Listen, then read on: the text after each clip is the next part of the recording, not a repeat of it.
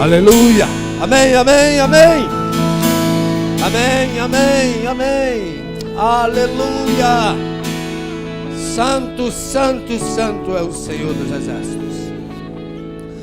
Abram suas Bíblias, por favor, no livro de Mateus, no capítulo de número 14.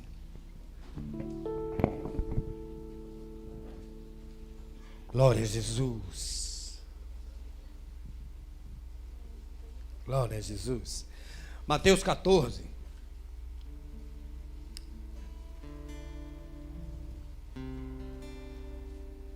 Louvado seja o Senhor, que se faz presente aqui no nosso meio. Espírito Santo, me ajude a falar muito em pouco tempo. Usa-me, Senhor, por graça e misericórdia. Há poder na tua palavra, Senhor, e é ela que iremos ler agora. Abala as estruturas do coração, Senhor. Em nome de Jesus, abre o entendimento dos homens nessa noite. Em nome de Jesus. Todos encontraram? É uma leitura um pouco extensa, mas eu não vou falar de todo o capítulo minuciosamente, não. Mas sinto que se faz necessário falar um pouco dos acontecimentos nesse capítulo. Naquele tempo ouviu Herodes o tetrarca a fama de Jesus e disse aos seus criados: este é João Batista, ressuscitado dos mortos, e por isso essas maravilhas operam nele. Porque Herodes tinha prendido João e tinha o manietado e encerrado no cárcere por causa de Herodias, mulher de seu irmão Filipe.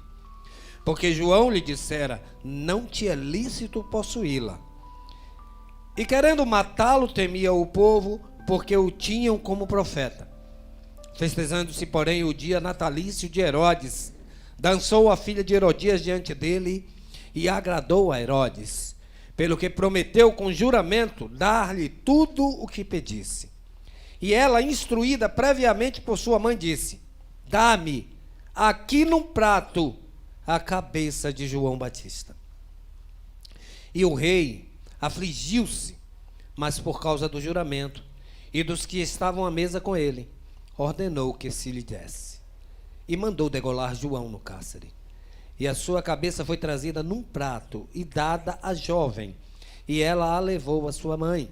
E chegaram os seus discípulos e levaram o corpo e o sepultaram e foram anunciá-lo a Jesus. E Jesus, ouvindo isso, retirou-se dali num barco para um lugar deserto, apartado, e sabendo o povo, seguiu-o a pé desde as cidades. E Jesus, saindo, viu uma grande multidão, e possuído de íntima compaixão para com ela, curou os seus enfermos. E sendo chegada a tarde, os seus discípulos aproximaram-se dele, dizendo: o lugar é deserto, e a hora já é avançada. Despede a multidão para que vão pelas aldeias e comprem comida para si. Jesus, porém, lhes disse: não é mister que vão, dai-lhes vós de comer. Então eles lhe disseram: não temos aqui senão 5 pães e 2 peixes. E ele disse: trazei-mo aqui. Tendo mandado que a multidão se assentasse sobre a erva, tomou os 5 pães e os 2 peixes, e erguendo os olhos aos céus, abençoou, e partindo os pães, deu-os aos discípulos, e os discípulos à multidão. E comeram todos e saciaram-se, e levantaram dos pedaços que sobejaram 12 cestos cheios. E os que comeram foram quase 5.000 homens, além das mulheres e crianças. Jesus anda por cima do mar, é o texto que eu quero chamar um pouco mais a atenção nessa noite. E logo ordenou Jesus que os seus discípulos entrassem no barco e fossem adiante para a outra banda, enquanto despedia a multidão. E despedida a multidão, subiu o monte para orar à parte. E chegada já a tarde, estava ali só, e o barco estava já no meio do mar, açoitado pelas ondas, porque o vento era contrário. Mas à quarta vigília da noite, dirigiu-se Jesus para eles caminhando por cima do mar. E os discípulos, vendo-o caminhar sobre o mar, assustaram-se, dizendo: é um fantasma! E gritaram com medo. Jesus, porém, lhes falou logo, dizendo: tende bom ânimo, sou eu, não temais. E respondeu-lhe Pedro e disse: Senhor, se és tu, manda-me ir ter contigo por cima das águas. E ele disse: vem. E Pedro, descendo do barco, andou sobre as águas para ir ter com Jesus. Mas sentindo o vento forte, teve medo.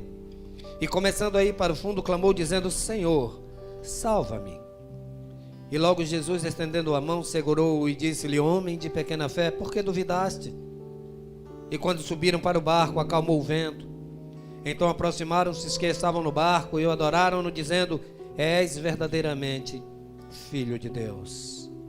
E tendo passado para outra banda, chegaram à terra de Genezaré. Até aqui. Podeis tomar assento?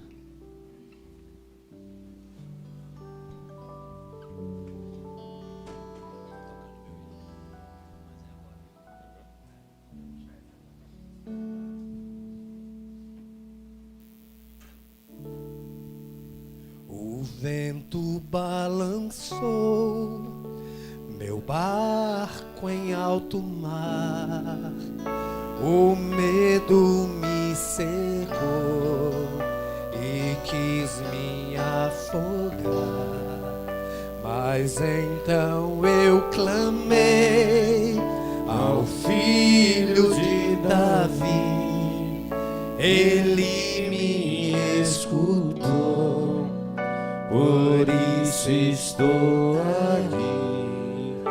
O vento ele acalmou, o medo repreendeu, quando ele ordenou, o mar obedeceu.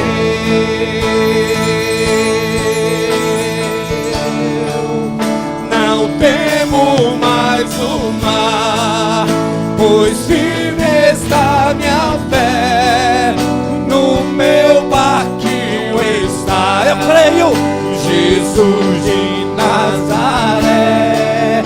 Se o medo me soprar, se o vento soprar, seu nome eu clamarei, ele me guardará.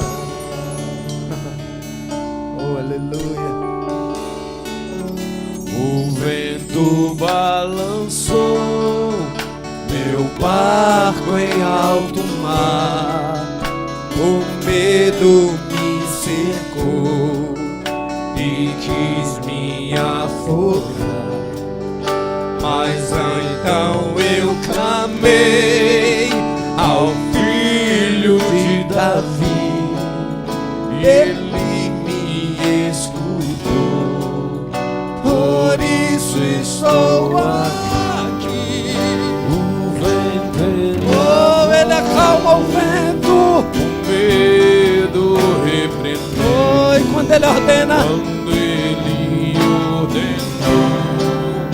o mar obedeceu.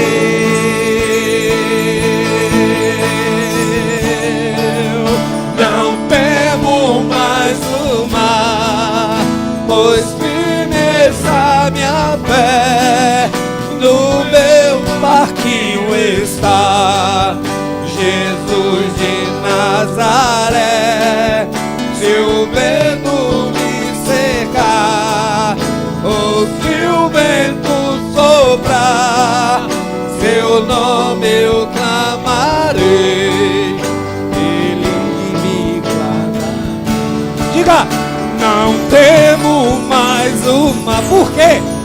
Pois firme está minha fé, no meu barquinho está o Todo-Poderoso Jesus de Nazaré. Se o vento me cercar, ou se o vento soprar, seu nome eu clamarei, ele me guardará. Oh, aleluia, Deus. Sabe, irmãos, a vida com Cristo é uma vida simples e fácil. Nós é que complicamos. Nós é que dificultamos as coisas. Porque nós insistimos em deixar entrar o nosso eu, o nosso entendimento, aquilo que a gente acha que é, o que nós pensamos de Deus. Ah, Deus deve ser assim. Não, Deus, o meu Deus é desse jeito. O meu Deus. Mas a Bíblia é a única autoridade nessa terra para falar de Deus e de quem Ele é.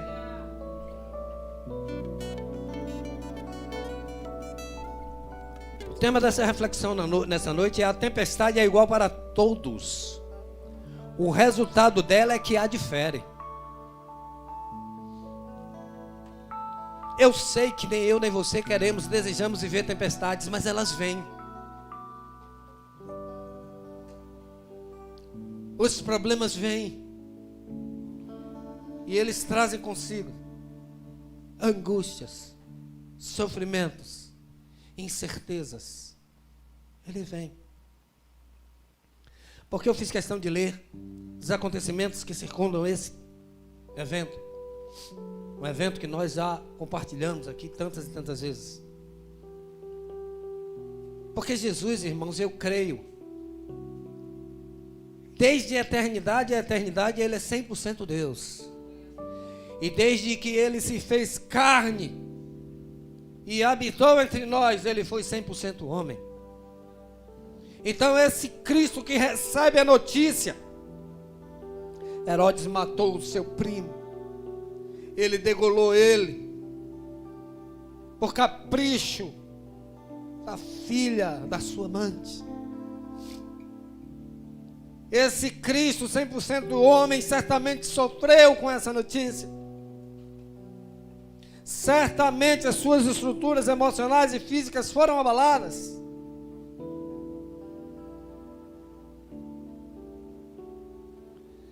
Ali agora também há uma perspectiva de que Herodes mande agora buscar Jesus, que ele diz: olha, esse Jesus que estão falando aí é João que ressuscitou. Porque esse poder que vem dele aí só pode ser João. Então agora certamente Herodes ia querer prender Jesus, como prendeu João. E Jesus decide, não está no relato de Mateus que lemos, mas está no de Marcos. Marcos no capítulo 6, do versículo 14 ao 29, e até se estendendo até o 31 também, tem esse mesmo relato, só que Marcos traz um detalhe, que não está aqui no livro de Mateus, no capítulo 6, versículo 31, diz assim: e ele, Jesus, disse-lhes: vinde vós aqui à parte, a um lugar deserto, e repousai um pouco, porque havia muitos que iam e vinham, e não tinham tempo sequer para comer. Esse Jesus 100% homem sentiu fome, sentiu sede, chorou, se entristeceu. Ele nos entende porque ele sentiu o que sentimos. A diferença entre nós e ele é que ele foi tentado, mas não pecou. Mas também foi tentado. E é este homem, Deus, que está ali naquele momento, precisando de um descanso, precisando de um repouso. E chama os seus discípulos, diz: olha, vamos a um local mais afastado, vamos a um local mais deserto. Só que quando ele vai, para surpresa, não dele, porque ele vê todas as coisas, a multidão que o seguia, ele entra no barco e vai para o outro lado, e eles vão a pé pelas cidades. Diz que isso é uma distância grande. E quando Jesus chega do outro lado, eles já estão lá. E a palavra diz que moveu o coração desse Deus que se fez homem, que se fez carne, de íntima compaixão. Irmãos, a Bíblia, esta palavra sagrada me garante a você que não há sombra de variação em Cristo Jesus. Ele não mudou e nem mudará. Então o coração de Cristo se enche de íntima compaixão também por nós. Ele está ali agora querendo orar, se afastar um pouco, talvez descansar, fazer uma refeição. Mas ele olha para aquela multidão sedenta, precisando dele. E a Bíblia diz que ele, movendo-se de íntima compaixão, no versículo 14, curou os seus enfermos. Ele curou os seus enfermos. E eu aprendo aqui já que, irmãos, existem momentos que nós precisamos parar um pouco, descansar um pouco, nos afastarmos um pouco da agonia, da angústia, do movimento, do vai e vem, e precisamos nos afastar para nos aproximar, nos afastar da angústia para nos aproximar mais de Deus, nos afastar das tribulações, dos momentos de zoada, de problema, para estar num lugar sós com o Senhor, de silêncio com Deus, recarregar as baterias. Entendo também que na vida como casais nós precisamos de um momento só com nossas esposas, como família, de um momento só para quem tem filhos, com a família, uma viagem sua, uma viagem do casal, um momento de esquecer os débitos, um momento de esquecer os problemas, um momento de esquecer as brigas e de buscar paz. O Cristo nos ensinou isso com as suas atitudes.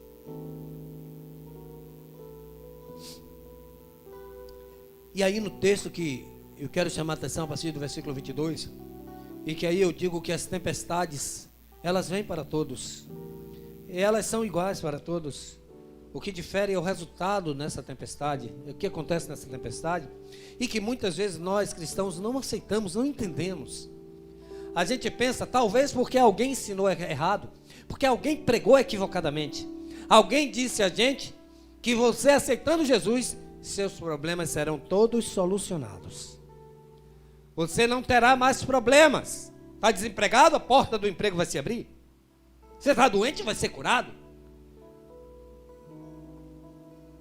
Se você perdeu a família, vai restaurar. Ora, eu reconheço que o Cristo faz todas essas coisas, porque já testemunhei isso na minha própria vida e já vi isso na vida de muitos. Mas não faz para todos, não faz em todos os momentos. Ele faz quando Ele quer, porque Ele é Deus. Mas talvez alguém tenha nos enganado com essa falsa pregação. E aí a gente não aceita quando a tempestade vem na nossa vida. Quando o vento sopra contra nós. Nós entendemos, por exemplo, o problema que houve ali com Adão e Eva. Por quê? Porque eles pecaram. Eles erraram. E aí vieram as consequências. E aí alguns, inadvertidamente, quando vê um irmão passando por um problema prolongado, seja ele qual for, diz assim, é pecado. Deve ter cometido pecado. Mas Deus vai nos mostrar nessa noite que não é assim. Mas nós temos a facilidade de entender melhor o que aconteceu com a mulher de Ló, por exemplo. Porque o Senhor disse através dos anjos a Ló, sua esposa e suas filhas, sai de Sodoma. E não olha para trás. Mas ela olhou para trás. E aí nós entendemos. Ela virou uma estátua de sal. Também ela desobedeceu. Nós entendemos quando Sansão, ao invés de casar-se com uma mulher do seu povo, vai casar-se com a Filisteia, desobedecendo ao Senhor. E isso lhe trouxe consequências tão graves que lhe custou a própria vida. Nós entendemos a tempestade que alcançou o profeta Jonas.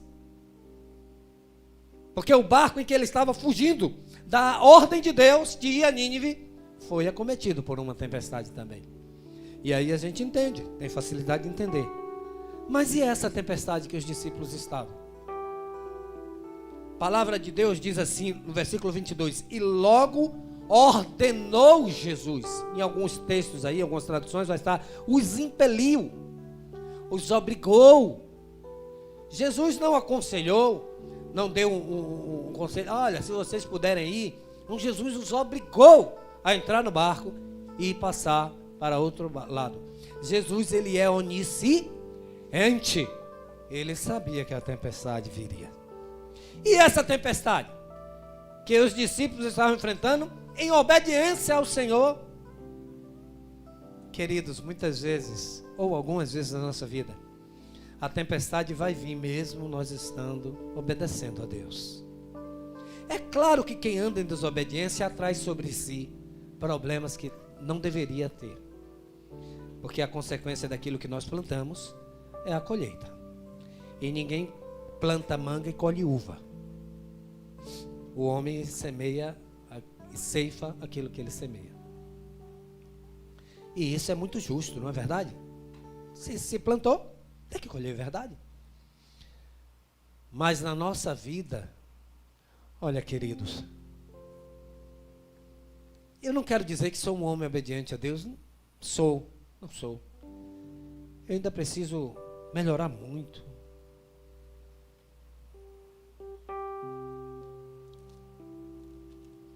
Consertar muito ainda. E vou nessa caminhada consertando até que Ele venha ou até que Ele me chame. Porque quando Ele me chamar ou quando Ele vier, esse corpo que é corruptível e é imperfeito e não vai alcançar a perfeição, eu não alcançarei a perfeição nesse corpo, ele será transformado, ele será anulado e eu receberei um corpo incorruptível. Não só eu, mas todos aqueles que servem ao Senhor. E aí sim seremos a sua semelhança, seremos como Ele. Mas eu tenho me esforçado, vamos dizer assim.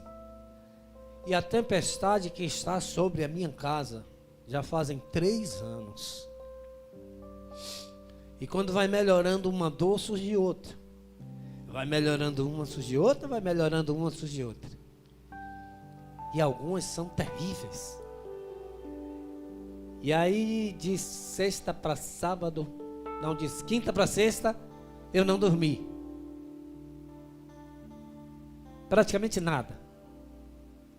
Sentindo dor na boca, a cirurgia. E aí sexta-feira era a formatura do mestre André. E eu liguei para ele, mandei mensagem, acho que eu mandei mensagem. Deitado na cama. Ruim. André, não vou poder ir. E à noite eu melhorei. Melhorei um pouco e começamos a assistir a formatura de André pelo link que ele mandou. E até comentei assim, ó, queria tanto estar aí. Aí uma irmã começou a louvar lá e eu disse a Luciana, eu disse, rapaz, está errado. Está errado. Eu tenho que estar lá, essa dor não pode me paralisar não. Eu tinha acertado com o George, que ia com ele. Depois eu disse a ele, não posso ir. E ele até me apoiou, não vai mesmo não, porque você não está bem. E ele foi. E não tinha quem me levasse. Eu digo, eu vou de Uber.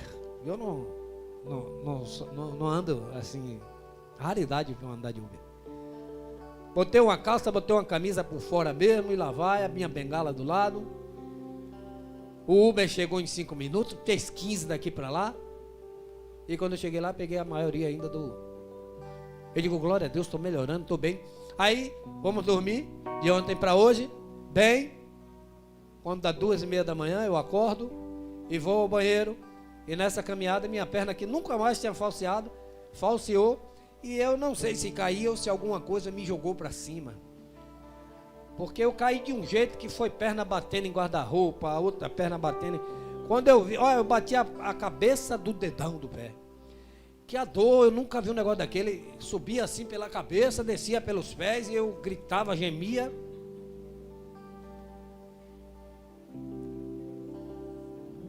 Irmãos, às vezes Deus é quem manda a gente para a tempestade. Pastor, e é mesmo? Isso não é maldade de Deus, não? Preste atenção se é maldade de Deus. Eu quero dizer a você, irmão, que não é fácil a gente entender a tempestade, a gente obedecendo a Deus, é verdade. Mas eu quero te dizer que entre a chegada de Jesus e o milagre, existe uma tempestade. Entre a chegada de Jesus e o milagre na sua vida, existe uma tempestade. Porque, por incrível que pareça, a gente enxerga Jesus quando a gente está num problema e o problema é solucionado, a gente diz, glória a Deus, Deus me abençoou aqui. Os discípulos estavam no meio da tempestade e levei alguém andando sobre as águas. Oh, irmãos. Alta madrugada. Vento balançando o barco. E aqueles homens começam a ver uma visagem. Só podia ser um fantasma. A tempestade faz a gente ver coisas. A tempestade faz a gente acreditar que Deus não existe. A tempestade faz a gente acreditar que Deus não nos ama. A tempestade faz a gente acreditar que Deus ama mais, tem preferenciados. Esse nome eu acho que eu inventei agora. Tem pessoas que são preferidas. Muito bem, meus filhos. A tempestade faz a gente achar que Deus não olha para nós. E aí quando Deus está chegando, a gente não enxerga. Porque estamos envolvidos em turbulência, em angústia, em medo. O pavor não pode tomar conta da nossa vida. Deus não quer isso. Vem Jesus.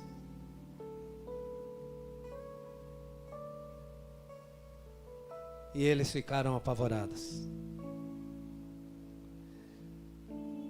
Você quer prova de que a tempestade vem para todo mundo, a diferença é o resultado?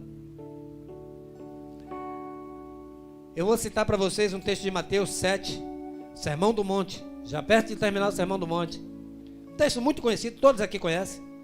A partir do versículo 24, Jesus está dizendo assim: todo aquele, pois, que escuta as minhas palavras e as pratica, assemelhá-lo-ei ao homem prudente que edificou a sua casa sobre a rocha. Está vendo que vocês conhecem a palavra? E desceu a chuva, presta atenção, ó. Desceu a chuva, correram os rios, e assopraram os ventos, e combateram aquela casa, e não caiu, porque estava edificada sobre a rocha. E aquele que ouve essas minhas palavras e não as cumpre, compará-lo-ei ao homem insensato que edificou sua casa sobre a areia.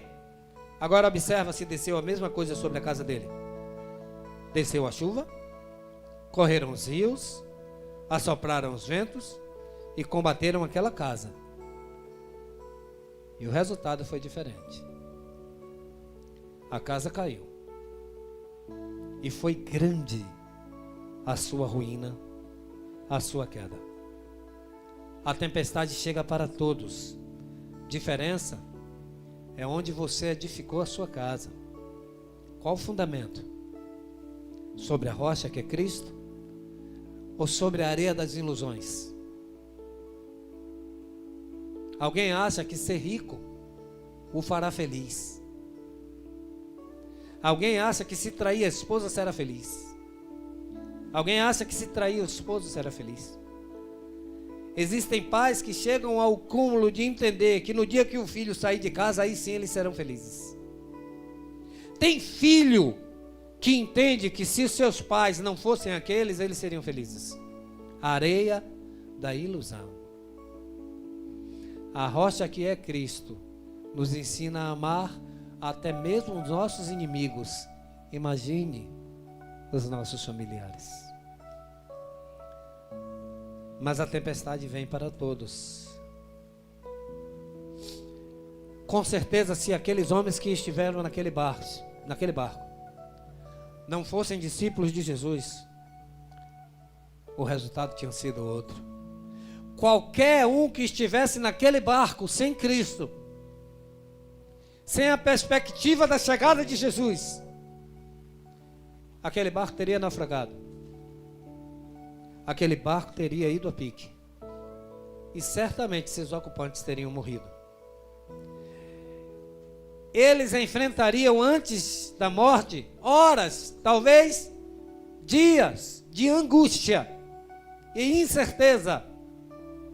O vento balançava, a onda jogava e eles ficavam ali pensando, vamos sobreviver, não vamos sobreviver, o que vai acontecer? Os discípulos também passaram por essas angústias. Certamente eles ficaram preocupados, porque em um outro evento semelhante, Jesus já estava no barco, e eles vão acordar Jesus, e diz, o Senhor não está preocupado que a gente padeça? Qualquer um de nós, se estivéssemos num barquinho, no meio do mar, numa tempestade feroz, estaríamos em momentos de angústias terríveis. Mas aí, irmãos, existe uma diferença grande, que naquele barco, Jesus chegou. E quando Jesus chegou, o quadro mudou. O vento cessou, o mar se acalmou, o coração dos discípulos encontrou paz, e eles chegaram do outro lado. Nós aprendemos que as dores, irmãos, elas são didáticas na nossa vida, elas nos ensinam. Os problemas nos ensinam, nos amadurecem, nos preparam. O próprio Cristo está escrito no livro de Hebreus, no capítulo 5, versículo 8, diz, ainda que era filho, aprendeu a obediência por aquilo que padeceu.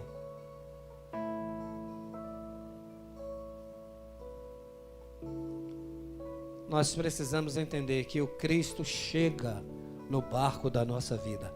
De vez em quando, o vento balança o nosso barco. E balança em alto mar. O vento sopra. O vento muitas vezes é contrário. Mas você está vivo? Tem solução. Tem solução. Estou falando de nível de problemas. Porque você com Cristo, mesmo que você morra, tem solução, porque você ainda assim viverá. Mas nesse âmbito, nesse contexto dos problemas, eu não sei, talvez alguns aqui estejam passando por problemas até maiores do que os que eu tenho enfrentado com minha família. E o Senhor está te dizendo, eu posso chegar até o seu barco. Eu tenho autoridade. Eu tenho poder. Irmãos, Jesus não quer que o nosso coração esteja angustiado. Observe comigo. A primeira coisa que Jesus faz, antes mesmo de chegar no barco e de dar ordem a vento, a mar. Versículo 27 diz assim, Jesus, porém, lhes falou logo, dizendo, tende bom ânimo, sou eu, não temais. A primeira coisa que o mestre faz quando chega na sua vida é acalmar o teu coração. Quantas pessoas já chegaram aqui neste lugar e em tantos outros por aí, despedaçados, com o coração desfacelado, a vida acabada, mas em um louvor que cantou, que ouviu, o Senhor já começou a trabalhar no coração e trazer paz. O mundo também dá paz. Jesus disse, eu vos dou a paz, não vos la dou como o mundo dá. Então o mundo também dá paz. Mas Jesus dá uma paz que é diferente. A paz que excede todo entendimento. A paz que alcança você dentro da tempestade. A tempestade ainda estava acontecendo. O vento ainda não tinha parado. As ondas ainda eram bravias. Mas Jesus diz a eles, sou eu. Tenham bom ânimo. Não temais. O Senhor nesta noite está trazendo paz ao teu coração. Paz, tranquilidade. João 16:33, Jesus disse, tenho-vos dito isso, para que em mim tenhais paz. No mundo tereis aflições, tempestades, mas tende bom ânimo. Eu dou ordem ao vento, ao mar. É isso que ele disse, quis dizer quando ele disse, eu venci o mundo. João 14:1, ele diz, não se turbe o vosso coração, credes em Deus, credes também em mim. Qual é a vontade de Deus para a minha vida e para a sua vida? Que tenhamos paz. que saibamos enfrentar as tempestades com Ele. Agora é assim, querido, ó. Muitos de nós, quando a tempestade chega e o barco começa a balançar, o desespero é tão grande que ao invés de ficar no barco, pulam para o mar. E tentando se salvar, morrem. Porque o homem não pode salvar a si mesmo. Só a chegada do Cristo faz isso. Muitos, quando a tempestade veio, abandonaram Jesus. Saíram da segurança que é Jesus.